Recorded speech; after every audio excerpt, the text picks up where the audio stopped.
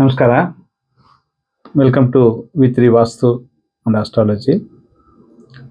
ಯುಗಾದಿ ಹೊಸ ವರ್ಷದ ಶುಭಾಶಯಗಳು. ಒಂದೊಂದು ರಾಶಿಯಾಗಿ ನಾವು ಈ ಹೊಸ ವರ್ಷ ಹೇಗಿರುತ್ತವೆ, ಏನು ಪಾಸಿಟಿವ್, ಏನು ಚೇಂಜಸ್ ಇದೆಯಾ ಅಂತ ನಾವು ಮಾತಾಡ್ಕೊಂಬರ್ತೀವಿ. ಆ ವಿಷಯದಲ್ಲಿ ಈಗ ನಾವು ಡಿಸ್ಕಸ್ ಮಾಡೋ ವಿಷಯ ಏನಪ್ಪ ಅಂದರೆ ತುಲಾರಾಶಿ. ತುಲಾರಾಶಿ ಹೀಗೆ ಸಿಚುವೇಶನ್ ಯಾವ ಥರ ಇದೆ ಅಂದರೆ, ಯಾವ ವಿಷಯದಲ್ಲಿ ಕಾನ್ಫಿಡೆಂಟ್ ಇಲ್ಲ, ತುಂಬ ಮನಸ್ಸಲ್ಲಿ ಕನ್ಫ್ಯೂಷನ್, ಅದು ಮಾಡುವ ಬೇಡವ ಅಂತ ಒಂಥರ ಸೋಂಬೇರಿತನ. ಏನಪ್ಪ ನಾನು ಹೆಂಗಿದ್ದೀನಿ, ಎಷ್ಟು ಆ್ಯಕ್ಟಿವ್ ಇದ್ದೀನಿ, ಒಂಥರ ಸ್ವಲ್ಪ ನಮಗೆ ಪ್ಲ್ಯಾನ್ ಮಾಡಿರ್ತಾರೋ ಆಗೋದಿಲ್ಲ, ಟೈಮಿಗೆ ಎದ್ದೇಳಲ್ಲ, ಏನೋ ಒಂಥರ ಅನ್ನಿಸ್ತಲ್ವ ಅಂತ ನೀವು ಫೀಲ್ ಮಾಡ್ಕೊಂಡಿರ್ಬೋದು.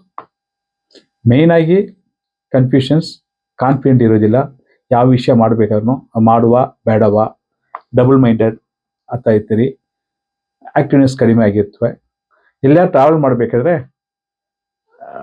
ಹೋಗ್ಬೇಕಾ, ಟ್ರಾವೆಲ್ ಮಾಡಬೇಕಾ ಅಂತ ಒಂಥರ ಸಿಚುವೇಶನ್ ಇದ್ದಿರ್ತದೆ. ಇಂಥ ಕಾನ್ಫಿಡೆಂಟ್ ಇಲ್ಲ ಲೈಫಲ್ಲಿ, ಏನೋ ಒಂಥರ ಫಾಸ್ಟ್ 2 ವರ್ಷವಾಗಿ ನಿಮಗೆ ಆಗಿರ್ಬೋದು.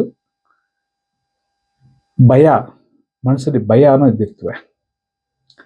ಇಂಥ ವಿಷಯಕ್ಕೆಲ್ಲ ನಾವು ಈ ಯುಗಾದಿ ಟೈಮಲ್ಲಿ ಏನಾದರೂ ರಿಲೀಫ್ ಸಿಗ್ಬೋದಾ ಅಂತ ಎಕ್ಸ್ಪೆಕ್ಟ್ ಮಾಡ್ಕೊಂಡಿರ್ಬೋದು. ಈ ಕ್ವೆಶನ್ಗೆ ಆನ್ಸರ್ ಅಂದರೆ ಎಸ್. ಯಾಕಂದರೆ ಯುಗಾದಿ ನಮ್ಗೆ ನಡೀತಾ ಇರೋದು 30ನೇ ತಾರೀಕು ಮಾರ್ಚ್ 2025. ಒಂದು ದಿವಸಕ್ಕೆ ಮುಂಚೆನೆ ಈ ಶನಿ ಮಹಾತ್ಮ 29ನೇ ತಾರೀಕಿಂದ ಕುಂಭರಾಶಿಯಿಂದ ಮೀನರಾಶಿಗೆ ಹೋಗ್ತಾರೆ. ಆವಾಗ ಈ ಪ್ರಾಬ್ಲಮ್ ಸ್ಟೆಪ್ ಬೈ ಸ್ಟೆಪ್ ಆಗಿ ನಾ ಫಸ್ಟ್ ಏನೇನು ಹೇಳಿದೆ ನೋಡಿ, ಅಂಥ ಪ್ರಾಬ್ಲಮ್ಸ್ ಎಲ್ಲ ಸ್ವಲ್ಪ ಕಡಿಮೆ ಆಗ್ಬೋದು. ಒಂದು ಕಾನ್ಫಿಡೆಂಟ್ ಬರುತ್ತೆ, ಲೈಫಲ್ಲಿ ಒಂದು ಡಿಸಿಷನ್ ಪರ್ಫೆಕ್ಟಾಗಿ ಮಾಡ್ತೀರಾ, ಸೊ ಇಂಥ ವಿಷಯಕ್ಕೆ ಧೈರ್ಯ ಬರುತ್ತೆ. ಇದೆಲ್ಲ ನಾವು ಈ ಯುಗಾದಿ ಹಬ್ಬದಲ್ಲಿ ನಾವು ಎಕ್ಸ್ಪೆಕ್ಟ್ ಮಾಡೋದು ಪಾಸಿಟಿವ್ ರಿಸಲ್ಟ್. ಹೀಗೆ ಪಾಸಿಟಿವ್ ರಿಸಲ್ಟ್ ಅಂತೀವಿ.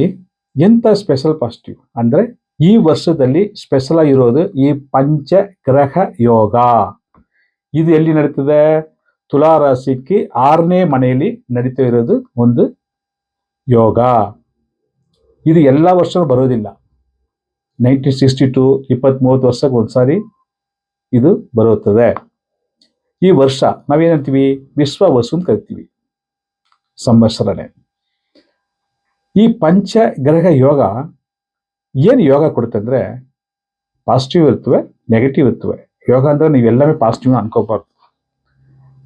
ಶನಿ ಮಹಾತ್ಮ 6ನೇ ಮನೆಗೆ ಹೋಗಿದ್ದು ತುಂಬ ಪಾಸಿಟಿವ್. ಯಾಕಂದರೆ ಈ ಶನಿ ಪ್ಲಾನೆಟ್ 3, 6, 11 ಇಂಥ ಮನೆಯಲ್ಲಿ ಸಂಚಾರ ಮಾಡುವಾಗ ಅದು ಪಾಸಿಟಿವ್ ರಿಸಲ್ಟ್ ಕೊಡುತ್ತೆ. ಬೇರೆ ಎಲ್ಲಿದ್ರೂ ಒಳ್ಳೆಯ ಫಲ ಕೊಡೋದಿಲ್ಲ. ಅದಕ್ಕೆ ಇವಾಗ 6ನೇ ಮನೆಗೆ ಹೋಗುವಾಗ ನೀವು ಏನೇನು ಪ್ರಾಬ್ಲಮ್ ಫೇಸ್ ಮಾಡಿದ್ರೋ 2 times 3 times ಅದು ಒಳ್ಳೆ ಫಲ ಎಕ್ಸ್ಪೆಕ್ಟ್ ಮಾಡ್ಕೋಬೋದು.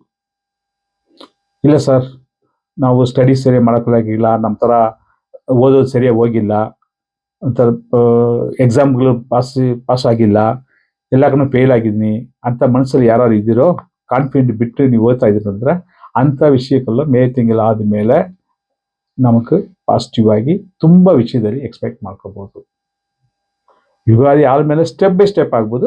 ಮೇ ತಿಂಗಳಾದಮೇಲೆ ತುಂಬ ಯು ಗೆಟ್ ಕಾನ್ಫಿಡೆಂಟ್ ಬರ್ತವೆ, ಎಕ್ಸಾಮ್ ಕಾನ್ಫಿಡೆಂಟಾಗಿ ಬರಿಬೋದು. ಇಂಥ ವಿಷಯನ ತುಲಾರಾಶಿನವ್ರಿಗೆ ಒಂದು ಧೈರ್ಯ ಬರುತ್ತೆ. ಇದೇ ಪಾಸಿಟಿವ್ ವಿಷಯ. ಈ ಪಂಚಗ್ರಹಗಳು ಯಾವುದು? ಸೂರ್ಯ, ಬುಧ, ಶುಕ್ರ, ರಾಹು ಮತ್ತು ಶನಿ. ಈ 5 ಗ್ರಹಗಳು ಅವರವರು ಏನೇನು ಮಾಡಬೇಕೋ ಅಂಥ ವಿಷಯ 6ನೇ ಮನೆಯಲ್ಲಿ ಮಾಡ್ತಾ ಇದ್ದಾರೆ. 6ನೇ ಮನೆಗೆ ಏನಪ್ಪ ಅಂದರೆ ಋಣ, ರೋಗ, ಶತ್ರುಸ್ಥಾನ ಅಂತೀವಿ. 6ನೇ ಮನೇಲಿ ಹೋಗುವಾಗ ಫಸ್ಟ್ ಸಾಲನೂ ಕೊಡ್ತಾರೆ.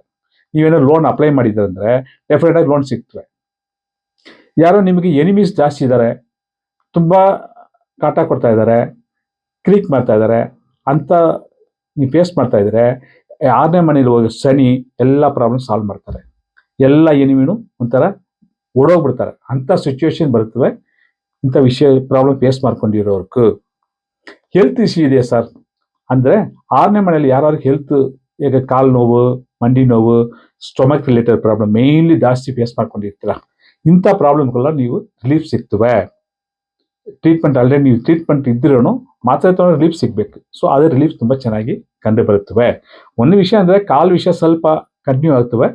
ಅದೇ ಬಿಟ್ಟರೆ ಬೇರೆ ಸ್ಟೊಮಕ್ ರಿಲೇಟೆಡ್ ವಿಷಯ ವಯಸ್ಸು ತಕ್ಕನವಾಗಿ ಇದು ಪ್ರಾಬ್ಲಮ್ಗಳು ಸಾಲ್ವ್ ಆಗುತ್ತವೆ. ಇದು ಒಂದು ವಿಷಯ. ಎರಡನೇ ವಿಷಯ, ಸರ್ ನಾನು ಜಾಬ್ ಸಿಕ್ಕಿಲ್ಲ, ಹೋಗ್ಬಿಟ್ಟು ವೆಯ್ಟ್ ಮಾಡ್ತಾ ಇದ್ದೀನಿ, ಇಂಟರ್ವ್ಯೂಗಳು ಅಟೆಂಡ್ ಮಾಡ್ತಾ ಇದ್ದೀನಿ, ಕೆಲಸಗಳು ಸಿಕ್ಕಿಲ್ಲ ಅಂತ ಅನ್ಕೊಂಡಿರೋದಕ್ಕೆ ಸರ್ ರೈಟ್ ಟೈಮ್ ಶನಿ ಮಹಾತ್ಮ 6ನೇ ಮನೆಗೆ ಹೋಗುವಾಗ ಕೆಲಸ ಸಿಕ್ಕುತ್ತವೆ. ಬಟ್ ಒಂದೇ ವಿಷಯ ಅಂದರೆ 6ನೇ ಮನೆಯಲ್ಲಿ ಒಳ್ಳೆ ವರ್ಕ್ ಸಿಗ್ತವೆ. ಬಟ್ ಏನು ಸ್ಯಾಲ್ರಿ ಸಿಗ್ತವೋ ಆ ಸ್ಯಾಲ್ರಿಗೆ ಫಸ್ಟ್ ಹೋಗ್ಬಿಡ್ಬೇಕು. ಇಲ್ಲ ಸರ್ ನಾನು ಕಮ್ಮಿ ಸಂಬಳ ಇರ್ತವೆ, ನಾನು ಹೋಗೋಕ್ಕಾಗಲ್ಲ ಅಂತ ನಾವು ಎಕ್ಸ್ಪೆಕ್ಟ್ ಮಾಡಿದರೆ ಆ ಕೆಲಸ ಸಿಕ್ಕೋದು ಕಷ್ಟ. ಟೈಮ್ ಬರುವಾಗ ನಾವು ಯೂಸ್ ಮಾಡ್ಕೋಬೇಕು. ಅಲ್ಲಿ ಹೋಗ್ಬಿಟ್ಟು ನಿಮ್ಮದು ಎಫರ್ಟ್ ತೋರಿಸಿ ನೀವು ಅಲ್ಲಿಂದ ಪ್ರಮೋಷನ್ ಎಕ್ಸ್ಪೆಕ್ಟ್ ಮಾಡಬೇಕು. ಇಂಥ ಸಿಚುವೇಶನ್ ಮಾಡಿಕೊಂಡ್ರೆ ತುಲಾರಾಶಿನವ್ರಿಗೆ ಚೆನ್ನಾಗಿ ಪಾಸಿಟಿವ್ ಲೈಫ್ ಹೋಗುತ್ತವೆ. 5ನೇ ಮನೆಗೆ ತಿರುಗಿ ರಾಹು ಬರ್ತಾರೆ. ಯಾವಾಗ? ಮೇ ತಿಂಗಳು 11ನೇ ತಾರೀಕು 5ನೇ ಮನೆಗೆ ಬರೋ ರಾಹು ಏನಪ್ಪ ಅಂದರೆ, ಯಾರೋ ಸ್ವಲ್ಪ ಮದುವೆ ಆಗಿರ್ತೀರಾ, ಮಗು ಎಕ್ಸ್ಪೆಕ್ಟ್ ಮಾಡ್ತಾ ಇದ್ದೀರಾ, ಇಲ್ಲ ತುಂಬ ಜನಕ್ಕೆ ಮಗು ಆಗಿಲ್ಲ, ನಾವು ಟ್ರೀಟ್ಮೆಂಟ್ಲಿದ್ದೀರಿ ಅಂಥ ವಿಷಯಕ್ಕೆಲ್ಲ ಈ ರಾಹು ತುಂಬ ಸಪೋರ್ಟಿವ್ ಆಗಿ ಮಗು ವಿಷಯದಲ್ಲಿ ತುಂಬ ಪಾಸಿಟಿವ್ ನಡೆಯೋದು ವಿಧಾನ ಕಂಡು ಬರುತ್ತವೆ. ಮೆಡಿಕಲ್ ಟ್ರೀಟ್ಮೆಂಟ್ ಮಾಡ್ಕೋಬೇಕಾದ ಸಿಚುವೇಶನ್ ಯಾಕೆ ಇರ್ತವೋ ಮಗು ವಿಷಯದಲ್ಲಿ ಈ ಟೈಮಲ್ಲಿ ಮಾಡ್ಕೋಬಹುದು. IVF ಮಾಡ್ತೀವಿ, IUI ಮಾಡ್ತೀವಿ, ಏನೋ ಮೆಥಡ್ಸ್ ಇದೆಯಾ ಆ ಮೆಥಡಲ್ಲಿ ಮಾಡ್ಕೋಬಹುದು. ಇದೆಲ್ಲ ಒಳ್ಳೆ ವಿಷಯ. ಆಮೇಲೆ ಸರ್ ನಾನು ಓದ್ತಾ ಇದ್ದೀನಿ, ಎಷ್ಟು ಸಾರಿ ಓದಿದ್ರು ನನಗೆ PhD ಬರಿತಾ ಇದ್ದೀನಿ, ಎಕ್ಸಾಮ್ಗೆ ರೆಡಿ ಆಗ್ತಾ ಇದ್ದೀನಿ, ಕಾನ್ಫಿಡೆಂಟ್ ಬಂದಿಲ್ಲ ಅಂತ ಹೇಳಿದ್ರೆ ನಮ್ಗೆ ಇಂಟೆಲಿಜೆಂಟ್ ಎಲ್ಲ ಥರ ಇದೀವಿ ಅಂತ ಕಾನ್ಫಿಡೆಂಟ್ ಬಿಟ್ಟು ಹೋಗಿರೋದಕ್ಕೆ 100% ಸಡನ್ ಕಾನ್ಫಿಡೆಂಟ್ ಬರುತ್ತೆ, ಧೈರ್ಯ ಬರುತ್ತೆ, ಬಂಡತನವಾಗಿ ಬರೆದ್ಬಿಟ್ಟು ಪಾಸ್ ಆಗ್ಬಿಟ್ಟು ಬರ್ಬೋದು. ಸೊ ಆ ಸಿಚುವೇಶನ್ ಈ ರಾಹು ಪ್ಲಾನೆಟ್ ಮಾಡುತ್ತವೆ ಯಾವ ಮೇ ತಿಂಗಳು ಆದಮೇಲೆ. ಅದೇ ಥರ ಈ ಕೇತು ಪ್ಲಾನೆಟ್ ಏನು ಮಾಡ್ತಾರೆ, 11ನೇ ಮನೆಗೆ ಹೋಗ್ತಾರೆ. 11th ಹೌಸ್ ಏನೇನು ಎಕ್ಸ್ಪೆಕ್ಟ್ ಮಾಡ್ತೀವೋ ಎಲ್ಲ ಯಾವ ಬ್ಯಾಡ್ ಪ್ಲಾನೆಟ್ ಇದ್ರೂ, ಕೆಟ್ಟ ಪ್ಲಾನೆಟ್ ಗ್ರಹ ಇದ್ರೂ 11ನೇ ಮನೆಗೆ ಹೋಗುವಾಗ ಅದು ಪಾಸಿಟಿವ್ ಫಲನೇ ಕೊಡ್ತವೆ. ಸೊ ಕೇತು ಏನು ಮಾಡ್ತಾರೆ, ಮೇ ತಿಂಗಳು 11ನೇ ತಾರೀಕು 11ನೇ ಮನೆ ಸಿಂಹ ರಾಶಿಗೆ ಹೋಗ್ತಾರೆ. ಆವಾಗ ನೀವೇನೇನು ಎಕ್ಸ್ಪೆಕ್ಟ್ ಮಾಡ್ತೀರೋ, ಏನೇನು ಪ್ರಾಬ್ಲಮ್ ಫೇಸ್ ಮಾಡ್ತೀರೋ ಎಲ್ಲ ಚೇಂಜ್ ಆಗಿ ಪಾಸಿಟಿವ್ ಫಲ ಕೊಡ್ತಾ ಇದ್ದಾರೆ.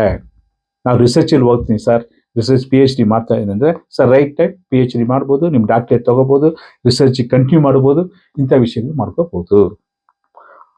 ಆಮೇಲೆ ಮಗು ವಿಷಯ ಆಲ್ರೆಡಿ ನಾನು ಹೇಳಿದ್ದೀನಿ. ಬೇರೆ ಏನಪ್ಪ ಆಗ್ಬೋದು ಅಂದರೆ ಶುಕ್ರ ಪ್ಲಾನೆಟ್, ರಾಶಿಯಾಧಿಪತಿ ಶುಕ್ರ 6ನೇ ಮನೆಯಲ್ಲಿ ಉಚ್ಚ ಸ್ಥಾನದಲ್ಲಿದ್ದಾರೆ. ಸೊ ಹಸ್ಬೆಂಡ್ ವೈಫ್ ರಿಲೇಷನ್ಶಿಪ್ ಚೆನ್ನಾಗಿರ್ತವೆ. ಆಮೇಲೆ ಏನೋ ಟ್ರಾವೆಲ್ ಮಾಡಬೇಕು ಅಂತ ವಿಷಯ ಇದ್ದರೆ ಈಸಿಯಾಗಿ ಟ್ರಾವೆಲ್, ಸ್ವಲ್ಪ ಲಕ್ಸುರಿ ಫಾರಿನ್ ಟ್ರಾವೆಲ್ ಹೋಗ್ಬಿಟ್ಟು ಬರಬೇಕು ಅನ್ನೋದು ಚಾನ್ಸಸ್ ತುಂಬ ಚೆನ್ನಾಗಿ ಕಂಡು ಬರುತ್ತವೆ. ಈ ಪಂಚಗ್ರಹ ಯೋಗದಲ್ಲಿ ಫಸ್ಟ್ ನಾನು ಹೇಳಿದ್ದೀನಿ, ರೋಗ ಏನಾದರೆ ವಾಸಿ ಆಗುತ್ತವೆ ಅಂತ ಹೇಳಿದ್ದೀನಿ. ಆಮೇಲೆ ಹಣಕಾಸು ವಿಷಯದಲ್ಲಿ ನೀವು ಎಕ್ಸ್ಪೆಕ್ಟ್ ಮಾಡೋದು ನಡಿಬೋದು. 9ನೇ ಮನೆಯಲ್ಲಿ ಗುರು ಹೋಗೋದು ಏನಪ್ಪ ಅಂದರೆ ಪುತ್ರ ಭಾಗ್ಯ ಹೇಳಿದ್ವಿ. ಮಗು ವಿಷಯದಲ್ಲಿ ಪಾಸಿಟಿವ್ ನಡೆಯೋಕ್ಕೆ ಚಾನ್ಸಸ್ ಚೆನ್ನಾಗಿರ್ತವೆ. ಮಕ್ಕಳು ಚೆನ್ನಾಗಿ ಓದೋ ಸಿಚುವೇಶನ್ ಚೆನ್ನಾಗಿರ್ತವೆ. ಬಟ್ ಏನಪ್ಪ ಅಂದರೆ ತಂದೆಗೆ ಏನಾದರೂ ಹೆಲ್ತ್ ಇಶ್ಯೂ ಬಂದರೆ ಸ್ವಲ್ಪ ಅದು ಇಮಿಡಿಯೇಟಾಗಿ ಡಾಕ್ಟರ್ ಹತ್ರ ತೋರಿಸ್ಕೊಂಡು ಟ್ರೀಟ್ಮೆಂಟ್ ತಗೊಳ್ಳೋದು ಉತ್ತಮ. ಆಮೇಲೆ 5ನೇ ಮನೆಯಲ್ಲಿ ರಾಹು ಇರೋದು ಹಸ್ಬೆಂಡ್ ವೈಫ್ ಪ್ರಾಬ್ಲಮಲ್ಲಿ ಬ್ರೇಕಪ್ ಇದ್ದರೆ ಅದು ಸ್ವಲ್ಪ ಬಾಂಡೇಜ್ ಜಾಸ್ತಿ ಕ್ರಿಯೇಟ್ ಆಗ್ತವೆ. ಇದು ಪಾಸಿಟಿವ್ ವಿಷಯ ಇರ್ಬೋದು.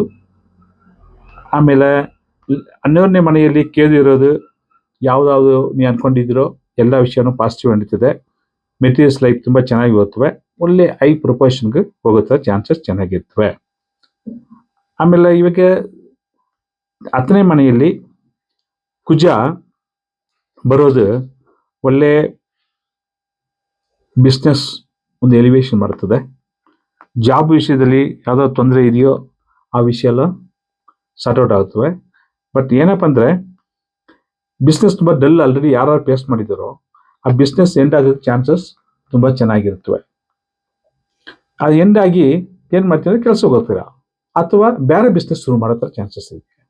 ಸೊ ಕೆಲ್ಸಕ್ಕೆ ಹೋಗಿ ಬಿಸ್ನೆಸ್ ಮ್ಯಾನ್ ಆಗ್ಬೋದು, ಬಿಸ್ನೆಸ್ ಹೋಗಿ ಕೆಲ್ಸಕ್ಕೆ ಹೋಗ್ಬೋದು. ಈ ಥರ ಚೇಂಜಸ್ ಎಕ್ಸ್ಪೆಕ್ಟ್ ಮಾಡೋದಕ್ಕೆ ಚಾನ್ಸಸ್ ಇರ್ತವೆ ಈ ವರ್ಷದಲ್ಲಿ.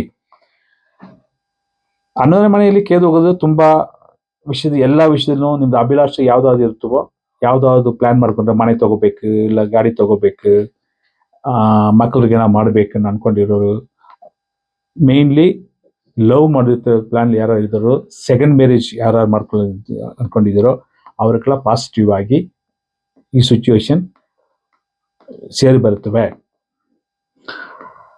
6ನೇ ಮನೆಯಲ್ಲಿ ಪಂಚಕರ್ಗ ಯೋಗದಲ್ಲಿ ಹೇಳಿರೋ ಪ್ರಕಾರ ಡಿಸೀಸ್ ಸಾಲ್ವ್ ಆಗ್ತವೆ. ಎನಿಮೀಸ್ ಇದ್ರೆ ಅಷ್ಟೇ ಅವರೇ ನಾಶ ಆಗ್ತಾರೆ. ಜಾಬಲ್ಲಿ ತುಂಬ ಓವರ್ಲೋಡ್ ಆಗ್ತದೆ, ಸ್ವಲ್ಪ ಬೇರೊಬ್ಬರು ತೊಗೊಂಡು ನೀವು ಮಾಡೋ ಥರ ಸಿಚುವೇಶನ್ ಜಾಸ್ತಿ ಇರ್ತವೆ. ಎಕ್ಸ್ಟ್ರಾ ನಿಮ್ಮ ಅಸಿಸ್ಟೆಂಟು ಇಲ್ಲ ನಿಮ್ಮ ಕೊಲಿಗೆ ಯಾರಾದರೂ ಕೆಲಸ ಬಿಟ್ಟು ಹೋದರೆ ಅವ್ರ ಕೆಲಸ ಸೇರಿಸ್ಬಿಟ್ಟು ನೀವು ಮಾಡೋ ಥರ ಸಿಚುವೇಶನ್ ಇರ್ತವೆ. ಇದು ಒಂದು ಪಾಸಿಟಿವ್ ಅನ್ಕೋಬೋದು ಅಥವಾ ವರ್ಕ್ ವಿಷಯದಲ್ಲಿ ನೆಗೆಟಿವ್ ಅನ್ಕೋಬೋದು. ಯಾಕಂದರೆ ಎಕ್ಸ್ಟ್ರಾ ವರ್ಕ್ ಲೋಡ್ ಆಗ್ತವೆ, ಬಟ್ ರೆಕಗ್ನೈಸೇಷನ್ ಸಿಗ್ತವೆ, ಅದು ತಕ್ಕನಾಗಿ ಪ್ರಮೋಷನ್ ಸಿಗ್ತವೆ. ಇದು ವಿಷಯ ಪಂಚಕರ್ಗಗಳಿಗೆ ಕೊಡಬೇಕಾದ ವಿಷಯ ಮಾಡ್ಕೋಬೋದು. ಆಮೇಲೆ ಏಪ್ರಿಲ್ ಟೈಮಲ್ಲಿ ಆ ಮಂತಲ್ಲಿ ಸ್ವಲ್ಪ ಹೆಲ್ತ್ ವಿಷಯದಲ್ಲಿ ಸ್ವಲ್ಪ ಕೇರ್ ತಗೋಬೇಕಾಗ್ತವೆ. ಮೇನ್ಲಿ ಸ್ಟೊಮಕ್, ಕೈ ಕಾಲು ಮಂಡಿ ನೋವು, ಇಂಥ ವಿಷಯದಲ್ಲಿ ಸ್ವಲ್ಪ ಗಮನ ಇರಬೇಕಾಗ್ತವೆ. ಖರ್ಚುಗಳು ಆಲ್ ಡೈರೆಕ್ಷನ್ಸ್ ಖರ್ಚು ಬರುತ್ತೆ. ಅನ್ಎಕ್ಸ್ಪೆಕ್ಟ್ ಖರ್ಚು ಏನೇನಿದೆ ಎಲ್ಲ ಎಕ್ಸ್ಪೆಕ್ಟ್ ಮಾಡ್ತೀವಿ. ನೀವು ಎಕ್ಸ್ಪೆಕ್ಟ್ ಮಾಡೋದಿಲ್ಲ, ಏನೋ 10 ರೂಪಾಯಿ ಇಟ್ಕೊಂಡಿರ್ತೀರಾ, ಅದು 100 ರೂಪಾಯಿ ಆಗ್ತವೆ. ಅದಕ್ಕೆ ರೆಡಿ ಇರಬೇಕು. ಅದೊಂದು ಪಾಯಿಂಟ್ ಹೇಳ್ಕೋಬೋದು. Hospital expenses, travel expenses, government related issue, ಆಮೇಲೆ ಈ ಅಕ್ಕ ತಂಗಿರು ಅವರ ರಿಲೇಟಿವ್ಸ್ ಹೆಣ್ಮಕ್ಳಿಗೆ ಏನೋ ತಂದು ಕೊಡೋ ವಿಷಯಗಳು ಖರ್ಚುಗಳು ಜಾಸ್ತಿ. ನೀವು ಎಕ್ಸ್ಪೆಕ್ಟ್ ಮಾಡೋ ಥರ ಸಿಚುವೇಶನ್ ಬಂದ್ಬಿಡ್ತವೆ. ಅದೊಂದು ಪಾಯಿಂಟ್. ಹಸ್ಬೆಂಡ್ ವೈಫ್ ತುಂಬ ಚೆನ್ನಾಗಿರ್ತವೆ. ಅಂದರೆ ಹೇಳಿದ ಪ್ರಕಾರ ಬಿಸ್ನೆಸ್ ಒಳ್ಳೆ ಇಂಪ್ರೂವ್ಮೆಂಟ್ ಬರ್ತವೆ. ಹಣಕಾಸು ವಿಷಯದಲ್ಲಿ ಸ್ವಲ್ಪ ಗಮನ ಬೇಕಾಗುತ್ತೆ. ಸ್ಟಡೀಸ್ನಲ್ಲಿ ಜಾಸ್ತಿ ಎಫರ್ಟ್ ಹಾಕಬೇಕು. ಸ್ಟೂಡೆಂಟ್ ಆದರೆ ಸ್ವಲ್ಪ ಸ್ವಲ್ಪ ಕಷ್ಟವಾಗಿರ್ಬೋದು, ಬಟ್ ಆಫ್ಟರ್ ಮೇ ಆದಮೇಲೆ ಪಾಸಿಟಿವ್ ಎಕ್ಸ್ಪೆಕ್ಟ್ ಮಾಡ್ಕೋಬೋದು. ಫಾರಿನ್ ಕಂಟ್ರಿಲಿ ಇದೀನಿ ಅಂದರೆ ಫಾರಿನ್ ಕಂಟ್ರಿಲಿ ಇರೋರ್ಗೆಲ್ಲ ಸ್ವಲ್ಪ ಜಾಬು, ಮೆಂಟಲ್ ಡಿಸ್ಟರ್ಬೆನ್ಸ್ ಜಾಸ್ತಿ ಇರ್ತವೆ. ಸ್ವಲ್ಪ ಜನ ವಾಪಸ್ ಬರೋ ಚಾನ್ಸಸ್ ಇರ್ತವೆ. ಹಸ್ಬೆಂಡ್ ವೈಫ್ ಸೇರ್ಕೊಂಡು ಟ್ರಾವೆಲ್ ಮಾಡೋದು ಒಳ್ಳೆ ಪಾಸಿಟಿವ್ ರೆಮಿಡಿನ ಅನ್ಕೋಬೋದು. ಟು ಕ್ರಿಯೇಟ್ ಬಾಂಡೇಜ್, ಸ್ವಲ್ಪ ಮಿಸ್ಅಂಡರ್ಸ್ಟ್ಯಾಂಡಿಂಗ್ ಇರ್ತವೆ, ಫ್ಯಾಮಿಲಿ ಏನೋ ಒಂದು ಕಿರಿಕ್ ಇರ್ತವೆ. ಇಂಥ ಟ್ರಾವೆಲ್ ಸ್ವಲ್ಪ ಒಳ್ಳೆ ಕುತೂಹಲನೇ ಕೊಡೋ ಥರ ಚಾನ್ಸಸ್ ಇರ್ತವೆ.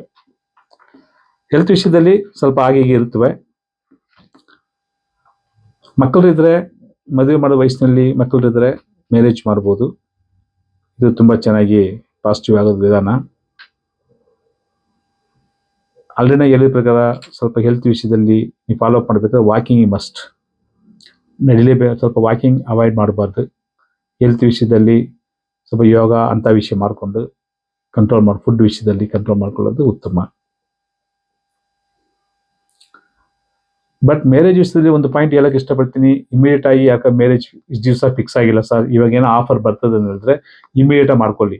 ಸುಮ್ಮನೆ ಡಿಲೇ ಮಾಡ್ಕೊಂಡು ನೆಕ್ಸ್ಟ್ ಇಯರ್ ಇಟ್ಕೊಳ್ಳು, ನಾನು ರಿಸೆಪ್ಷನ್ ಮಾಡ್ತೀನಿ, ಅದು ಮಾಡ್ತೀನಿ, ನಾವು ಟೈಮ್ ಇಲ್ಲ ಅಂತ ನೀವು ಪೋಸ್ಟ್ಪೋನ್ ಮಾಡೋದು ಬೇಡ. ಮ್ಯಾರೇಜ್ ಚಾನ್ಸ್ ಸಿಕ್ಕರೆ ಇಮಿಡಿಯೇಟ್ ಮಾಡ್ಕೋಬೇಕು, ಡಿಲೇ ಮಾಡಬಾರ್ದು.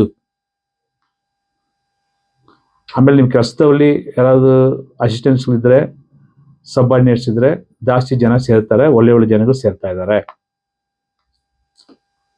ಯಾವ ವಿಷಯ ಆದ್ರೂ ಲೈಫ್ ಪ್ಲಾನಿಂಗ್ ಮಾಡೋಕ್ಕೂ ನೀವು ಡಿಸಿಷನ್ ಮಾಡೋಕ್ಕೂ ತುಂಬ ಚೆನ್ನಾಗಿ ಟೈಮು ಸೇರಿ ಬರ್ತದೆ.